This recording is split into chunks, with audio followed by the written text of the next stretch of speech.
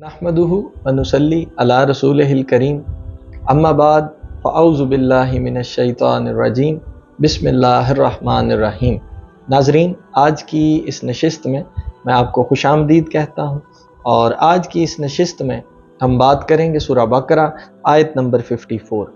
इस आयत का तर्जुमा कुछ यूँ है। अल्लाह सुब्हानहु व तआला इरशाद फरमाता है, और जब मूसा अलैहिस्सलाम ने अपनी कौम से कहा, जैसा कि आपको पता है हज़रत मूसा अलैहिस्सलाम का वाक़या चल रहा है, और जब मूसा अलैहिस्सलाम ने अपनी कौम से कहा, ऐ मेरी कौम, बेशक तुमने बछड़े को अपना माबूद बनाकर अपनी जानों पर बड़ा जुल्म किया, तो अब आप अपने पैदा फरमाने वाले रब के हुजूर तौबा करो, बस आपस में एक दूसरे को कत्ल कर डालो।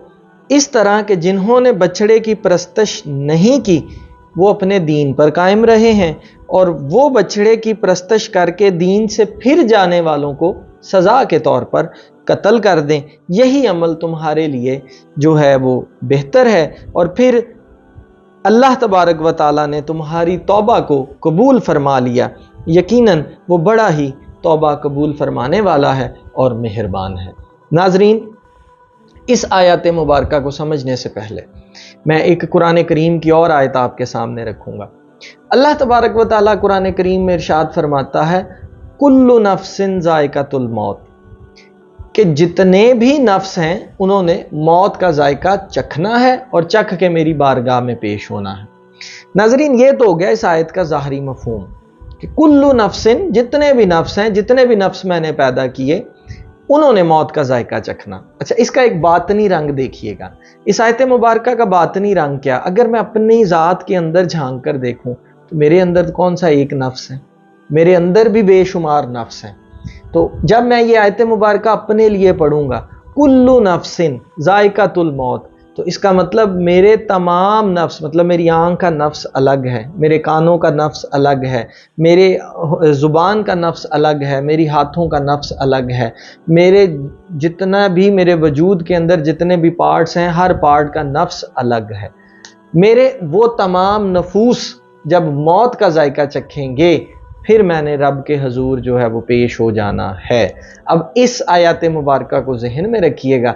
अब मूसा अलैहिस्सलाम का ये कलाम समझिएगा। हज़रत मूसा ने अपनी कौम से कहा, अब अगर आज का मूसा मैं हूँ तो मेरी कौम कौन है? मेरी कौम वो मेरे तमाम नफूस हैं जो मेरे अंदर चल रहे हैं।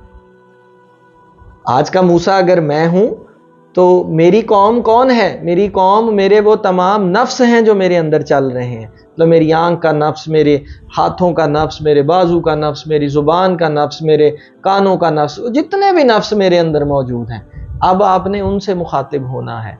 अब मेरे वो नफ्स जिन्होंने बछड़े की पूजा की, अब वो वाले मेरे नफ्स जिन्होंने अपने शैतान की मानी, वो वाले मेरे नफ्स जिन्होंने अपने शैतान, क्योंकि इन तमाम नफ्स पर कंट्रोल किसका है? शैतान का। अच्छा, कुछ नफ्स जो हैं वो हमारी बात मानते हैं, कुछ नफ्स जो हैं उन पर शैतान हावी हो जाता है। अब वो नफ्स जिन्होंने रब के अहकामात को माना, और वो वाले नफ्स जिन्होंने शैतान की पैरवी की, शैतान की बात को माना। हज़रत मूसा ने कहा, तुम्हारा रब कहता है मैं तुम्हें माफ़ कर दूंगा। क्यों? क्योंकि मैं तौबा को कबूल फरमाने वाला हूँ। तुम एक काम करो। क्या काम करो? जिन्होंने रब की मानी वो क्या करें? जिन्होंने शैतान की मानी है वो उनको कत्ल कर दें। कत्ल करने से क्या मुराद? कि वो जितने भी तमाम दूसरे नफूस हैं जिन्होंने शैतान की मानी वो भी तौबा कर लें, और तौबा करके कत्ल करने से मुराद शैतान को मानना छोड़ दें और उसको छोड़कर किस तरफ आ जाएं? किस पार्टी की तरफ आ जाएं? हक की पार्टी की तरफ आ जाएं। अगर आप गौर करें तो इससे पिछली आयत मुबारका में ही मैंने आपको बताया कि हज़रत मूसा अलैहिस्सलाम फरमा रहे हैं कि जब हमने मूसा अलैहिस्सलाम को किताब और हक व बातिल में फ़र्क करने वाला मोजज़ा अता किया ताकि तुम राह हिदायत पाओ, तो इसका मतलब मेरे अंदर हक भी मौजूद है, मेरे अंदर बातिल भी मौजूद है, मेरे अंदर सही वाली पार्टी भी मौजूद है, मेरे अंदर गलत वाली पार्टी भी मौजूद है। और आसान कर लें, मेरे तरफ रहमानी पार्टी भी मौजूद है, रहमानी ताकत भी मौजूद है, और मेरे अंदर शैतानी ताकत भी मौजूद है।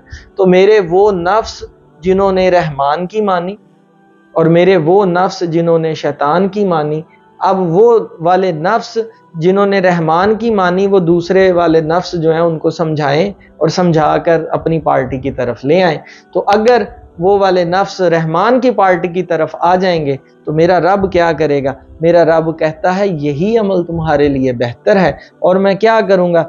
میں ہی تمہارا خالق ہوں، میں ہی تمہیں پیدا کرنے والا ہوں، اور میں ہی بہترین توبہ کو قبول کرنے والا ہوں۔ تو تم ایسا کرو، تم یہ عمل کرو، میں تمہیں جو ہے وہ معاف فرما دوں گا، تمہارے تمام گناہوں کو معاف فرما دوں گا۔ تو ناظرین، در حقیقت یہ پورے کا پورا قرآن میرے وجود کی تمام کیفیات کی نمائندگی کر رہا ہے، مگر افسوس ہم نے کبھی قرآن کو ان کیفیات کے نظریے سے سمجھنے کی کوشش ہی نہیں کی۔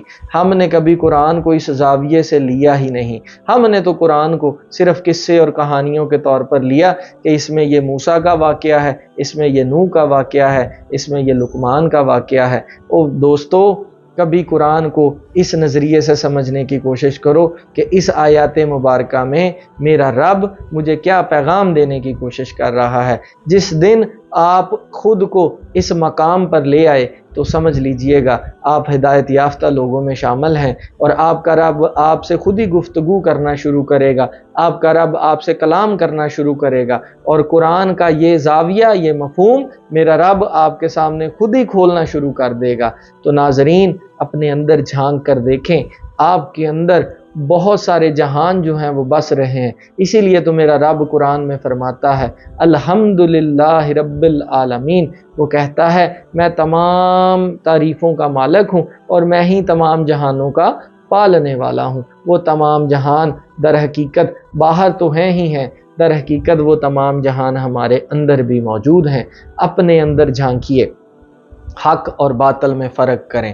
آپ کے اندر بے تحاشا جو ہے وہ نفوس موجود ہیں، اپنے نفس جو ہیں ان کو پہچانیے۔ نفس طرح طرح کے ہیں، یہ شیطان جو ہے وہ آپ کو دھوکے میں لے آتا ہے، مختلف چالیں چلتا ہے، اس کی چالوں سے بچیے، اور اس کی چالوں سے بچ کر اپنے اندر جو آپ کے اندر تمام کے تمام نفوس ہیں ان کو رحمانی قوت کے تابع کر دیں، اس کے سپرد کر دیں۔ جب تک آپ خود کو رب کے سپرد نہیں کریں گے ناظرین، تب تک بات نہیں بنے گی۔